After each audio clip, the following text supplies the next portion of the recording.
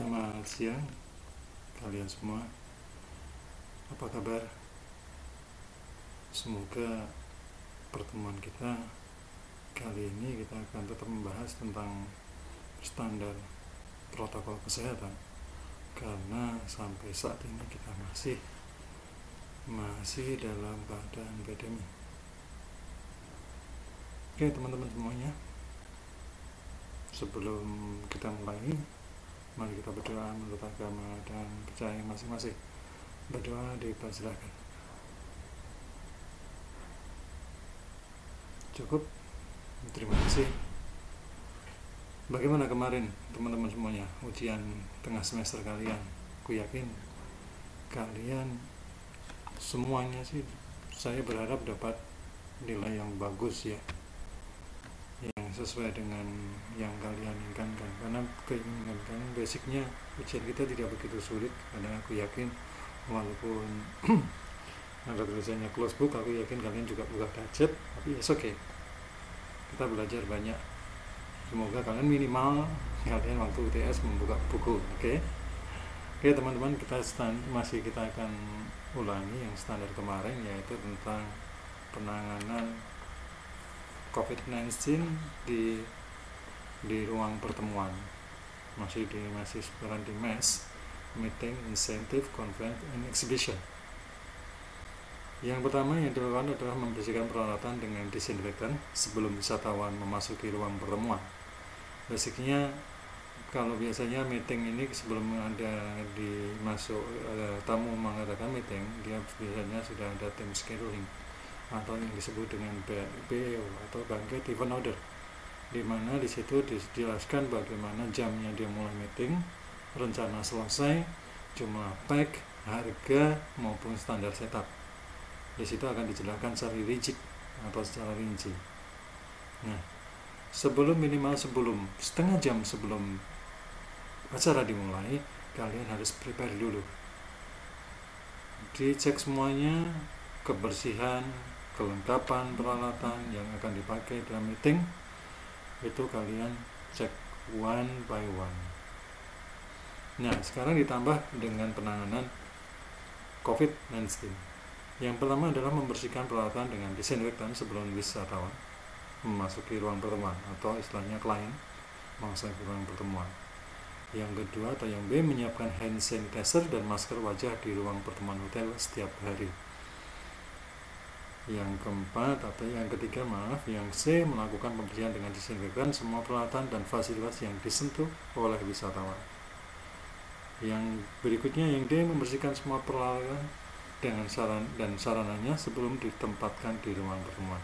Jadi kalau ini basicnya tetap preparation, dibersihkan, disinfektasi, sterilisasi, dipakai, kemudian setelah dipakai nanti ada break, kalian bersihkan lagi, terutama bagian-bagian yang sering disentuh oleh tamu. Yang kelima, membersihkan dan mendisinfeksi mikrofon setiap setelah digunakan masing-masing orang. Basicnya kalau kadang-kadang memang kita menyediakan yang istilahnya yang kecil, yang sekitar 150 mili, yaitu disiapkan untuk by person. Itu nanti setiap dia mau pakai mic, otomatis nanti disemprot, dibersihkan dengan tisu. Tidak menggunakan mikrofon secara bergantian sebelum dibersihkan atau menyediakan mikrofon pada masing-masing meja. Nah, kalau kita sediakan mic-nya itu, kalau yang istilahnya di hotel bintang 4, bintang 5, mic itu biasanya dia minimal itu satu mic untuk 2 orang. Yang F, Master of Ceremony atau MC wajib aktif menginformasikan protokol kesehatan, jaga jarak, jaga antrian, dan selalu menggunakan masker.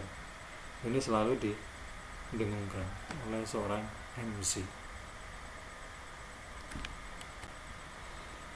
Nah, kalau di Islam MES itu basicnya, kalau MES sudah standarnya sudah pasti ya di ruang pertemuan. Kalau kadang-kadang kita lingkup di hotel, jadi nggak cuma di MES, ini di petugas kolam renang pun harus ada protokol kesehatannya. Karena mau tidak mau, kolam renang ini ada yang mungkin dia ada di dalam hotel ataupun dia di luar dari hotel. karena mau tidak mau tempat kolam renang ini sering dipakai untuk wisatawan, untuk wisata terutama anak-anak. Yang keenam ini adalah petugas kolam renang wajib satu memastikan air kolam renang menggunakan disinfektan dan klorin 1-10 ppm atau bromin 3,8 ppm sehingga pH air mencapai 7,2 sampai 8. Dilakukan setiap hari dan hasilnya selalu diinformasikan di papan informasi agar dapat diketahui oleh konsumen atau oleh user atau oleh wisatawan maupun tamu hotel. Ya.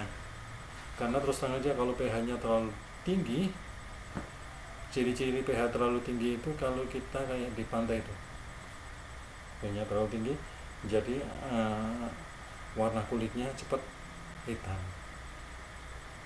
Tapi dia nanti akan dalam jangka waktu tertentu dia akan kembali lagi, tapi mengalami kekeringan dulu.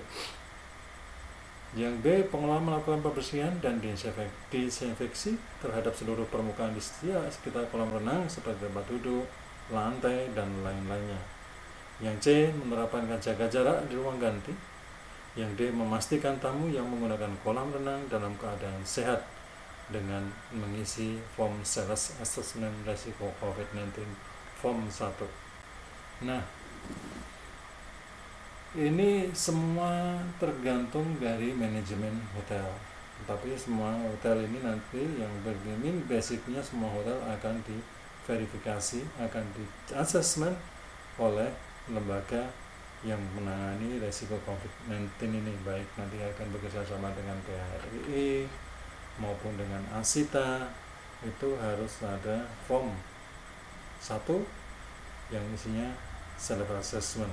Jadi di situ dia termaktub nama, nomor telepon, riwayat perjalanan, riwayat rumah dengan jangkauan, ya istilahnya riwayat rumah ini maksudnya di rumahnya zona aman, hijau, atau zona yang terpapar dengan paparan yang sangat tinggi atau zona merah. Ya. Setelah itu baru nanti banyak lagi tentang tadi sudah dikatakan tentang istilahnya riwayat kesehatan, juga lewat perjalanan, itu pasti di situ. Yang F adalah membatasi jumlah pengguna kolam renang agar dapat menerapkan ketentuan jaga jarak. Dan G, memastikan tamu menggunakan semua peralatan pribadi masing-masing dan menggunakan masker sebelum dan setelah berenang. Jadi kalau pas berenang jangan pakai masker ya, karena mau tidak mau yang dibutuhkan oksigen dalam berenang itu banyak. Yang ketujuh adalah petugas pusat kebugaran, karena mau tidak mau kolam renang, gym ini biasanya dalam satu departemen atau di dalam satu departemen recreation. Yang pertama adalah membatasi kapasitas jumlah tamu yang melakukan latihan agar dapat menerapkan prinsip jaga jarak antar tamu minimal 2 meter, melakukan pembersihan dan disinfeksi alat olahraga sebelum dan setelah digunakan, kemudian menyediakan hand sanitizer di masing-masing alat, tidak boleh menggunakan alat olahraga bergantian sebelum dilakukan pembersihan dengan cara dilap menggunakan cairan disinfektan, dan melakukan pembersihan dan disinfeksi pada tempat-tempat yang sering disentuh seperti ruangan dan permukaan alat olahraga yang disentuh secara berkala disesuaikan dengan tingkat keramian pusat kebugaran tersebut. Nah, basicnya di situ kan paling sering dipakai adalah barbel. Yang kedua adalah kardio, ya, karena mau tidak mau dia pinginnya istilahnya dia dicek istilahnya kesehatan jantung melalui dengan lari-lari kecil gitu ya, dengan kardiovaskular.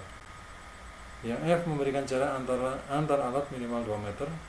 Apabila tidak memungkinkan, diberikan sekat pembatas untuk alat-alat kardio, treadmill, bicycle, elliptical machine, dan lain-lain. Sedangkan sedapat mungkin menghindari pemakaian AC, sebaiknya sirkulasi lewat pintu jendela yang terbuka.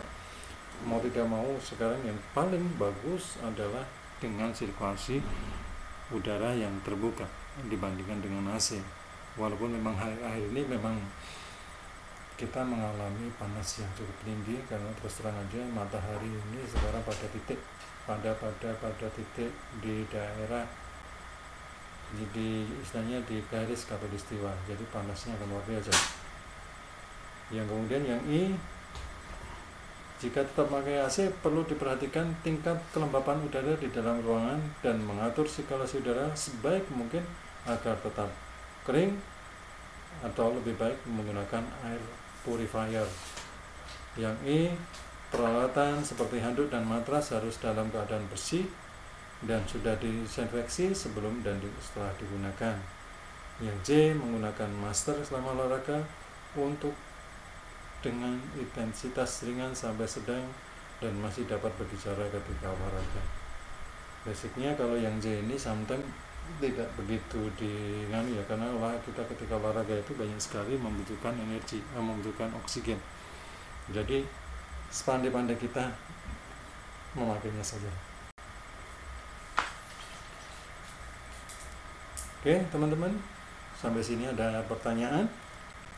Silakan kalau ada pertanyaan, nanti kalian bisa istilahnya bisa ketemu, istilahnya bisa sama saya melalui MS maupun melalui Google Classroom. Terima kasih, sampai ketemu lagi. Assalamualaikum warahmatullahi wabarakatuh.